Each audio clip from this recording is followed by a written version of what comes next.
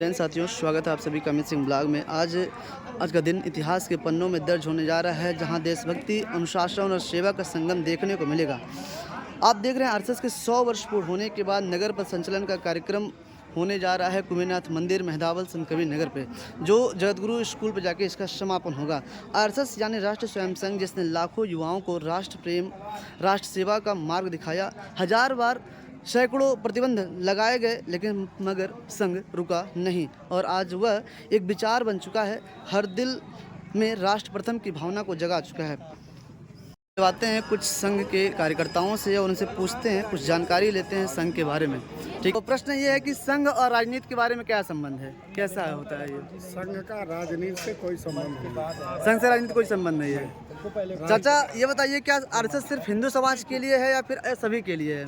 RSS सभी वर्गों के लिए है, जो अपने को भारत का निवासी समझे, हिंदुस्तान के निवासी समझे, उन सभी लोगों के लिए ये आरएसएस है। राष्ट्र प्रथम का मतलब, भैया राष्ट्र प्रथम का मतलब आप अपने जीवन में कैसे लागू करते हैं? राष्ट्र प्रथम का मतलब हमारे देश के काम हम आ सकें, हमारे देश के क्या नाम है, समाज जो है सब एक साथ चलते, कोई राष्ट्र प्रथम। आइए कुछ और लोगों से मिलते हैं, हमारे डॉक्टर भैया से मिलते हैं कि स्वयं संघ बनने के बाद आपके जीवन में कौन से गुण विकसित हुए? संस्कारों का सबसे बड़ा हमारे जीवन में महत्व है। महत्व आया हुआ है और संस्कार ही हमें इस पड़ाव पे पहुंचाए हैं। संघ से जुड़ने के बाद जो संस्कार हमें मिलते हैं वो हमारे जीवन को निश्चित रूप से बदलने का कार्य करते हैं। चाचा जी से पूछते हैं, कोरोना, बाढ़ या भूकंप जैसी आपदाओं में संघ कैसे मदद करता है? संघ कभी जब विपदा आती है तो सबसे पहले संघ ही पहुंचता है। जैसे केरल में बाढ़ आई थी भयंकर, वहाँ स्वयंसेवक ही पहुंचा। कोरोना काल में भी अपने मृत्यु के डर से, बिना डर के लोग कोरोना काल में जा कर के कोरोना मरीजों को फल, पानी सब वितरित करते थे।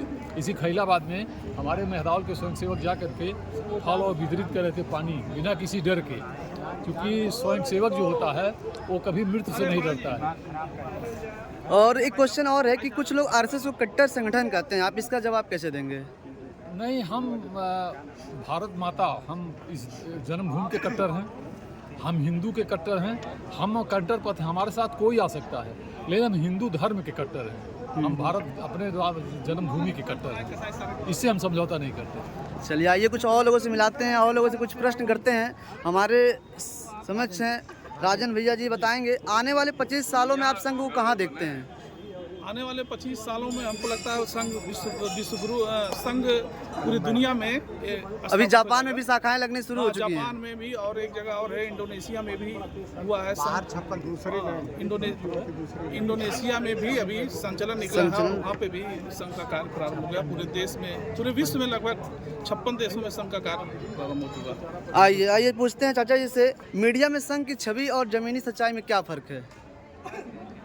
संघ की छवि को बहुत ही गलत बताया जाता है मीडिया के द्वारा, लेकिन ज़मीनी स्तर पे कुछ अलग ही होता है। लोग जुड़ते हैं, युवा जुड़ते हैं, बच्चे जुड़ते हैं, बुजुर्ग जुड़ते हैं, सभी लोग जुड़ते हैं। संघ का उद्देश्य जिस उद्देश्य से जो है डॉक्टर साहब ने ये संस्था जो है बनाई और जो स्थापना किया उन्होंने, यह सांस्कृतिक हिंदू राष्ट्रीयता जो है, राष्ट्रवाद जो है अंदर कूट करके भरने के लिए और देश को परम वैभव की शिखर पर पहुंचाने के लिए जो कार्य करते हैं, वह जो है कला हिंदू स्वयंसेवक का कार्य। चलिए चाचा जी से एक प्रश्न लेते हैं कि आरएसएस पर कई बार प्रतिबंध लगा, इसके बावजूद यह कैसे और क्यों बढ़ता गया? देखिए, राष्ट्रीय स्वयंसेवक संघ पर वामपंथियों के दबाव में बार बार कांग्रेस सरकार ने लगाया और केवल इस नाते लगाया कि राष्ट्रीय स्वयंसेवक संघ राष्ट्रवाद को लेकर चलता है और शेष सारे जो दल है, संगठन है, वो अपने व्यक्तिगत निष्ठा, किसी का है, किसी का चाइना के प्रति निष्ठा है, किसी का रसिया के प्रति निष्ठा है। तो और जब राष्ट्रवाद जगेगा तो एक जो हम डीप स्टेट सुनते हैं बार बार, तो डीप स्टेट के कार्य में बहुत कुछ और उत्पन्न करता रहा है राष्ट्रीय स्वयंसेवक संघ अपने जन्मकाल से ही।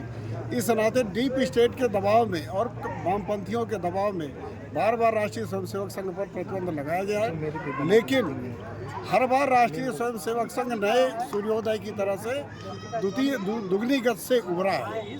चलिए धन्यवाद। और लोगों से मिलते हैं, युवाओं से मिलते हैं। युवाओं क्या जानते हैं आरएसएस के बारे में, संघ के बारे में, है ना, उनको भी दिखाते हैं, आपसे पूछते हैं कुछ प्रश्न। आइए पूछते हैं बच्चों से।